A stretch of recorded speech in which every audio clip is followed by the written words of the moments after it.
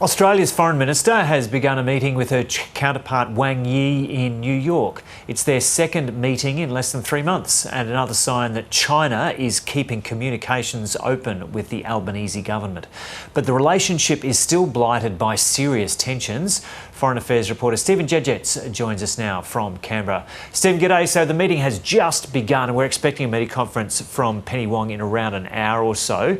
Did either Wang Yi or Penny Wong say anything at the outset? Yeah, they both made brief statements at the outset, which is only about 10 minutes ago or so. So this is happening as we speak. The two leaders are essentially sitting down while we're on air. Now, there's no translation feed yet of Wang Yi's comments, so I can't say what he had to say. Hopefully we'll get that soon. But Penny Wong struck a pretty familiar tone, the tone that she's been striking publicly. She talked about Australia's desire for consistent engagement. She said it was in the interests of both countries to stabilise the relationship.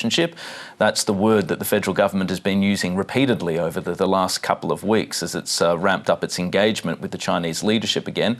And she also said that both countries had much to gain from cooperation and much to lose if they didn't, or if they ignored the rules-based system. Now, that seemed to be a pretty clear indication from Penny Wong that Australia wants to frame China's relationship with Australia and these attempts to stabilise the relationship as part of a broader schema in terms of the rules-based order and the multiple challenges which is facing that order at the moment, whether that's climate change or Russia's invasion of Ukraine. So a pretty familiar tone that the foreign ministers struck at the beginning of the meeting. We'll have to wait and see what comes out of it, however. And so what's the significance of the fact that this is actually taking place?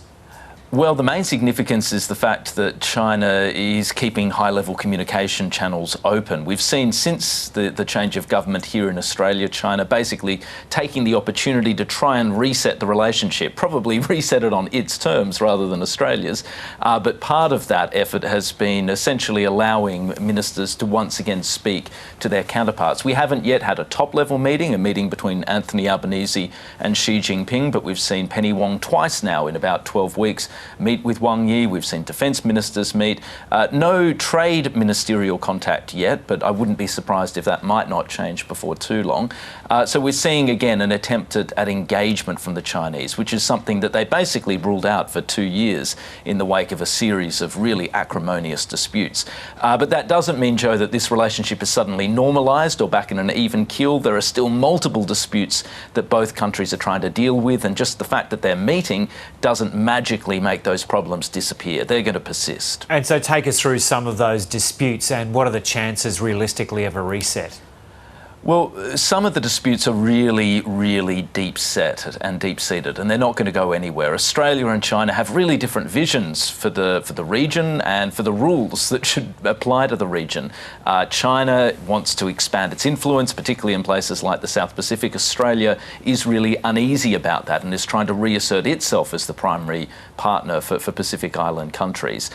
Then, of course, there's the broader set of disputes over things like trade. Now, China has not yet unwound any of the punitive trade measures that it whacked on Australian goods about a year and a half, 2 years ago. Because there just doesn't seem to be the give in the Chinese system to contemplate that. Australia's been saying that that should be the first step towards normalisation, and they've basically kick-started a process on the sidelines of the official bodies that are meant to deal with these disputes to try and resolve them. But whether that gets anywhere remains to be seen. China would have to take a backward step, and that looks difficult at the moment with the Chinese system in the state that it is at the moment, with nationalism raging within its borders. Then, of course, there's a whole series of other disputes, and the more recent ones that have cropped up are perhaps just as difficult to resolve as some of the ones that have historically hung around. China's really angry about Australia's push to acquire nuclear-powered submarines and has been doing everything possible to try and sink that in international fora. Australia has criticised China's bellicose stance towards Taiwan.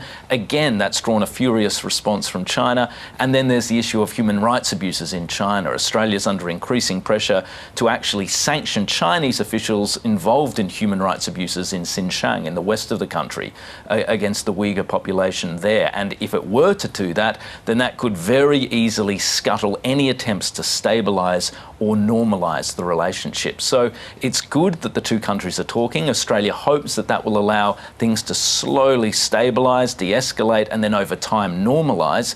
But it's going to be a long, laborious process, and there are many, many things that could easily unsettle or disrupt that process along the way. And Stephen, so when you look at the substance of Australian policy on China, has there really been any change between the Morrison government and the Albanese government?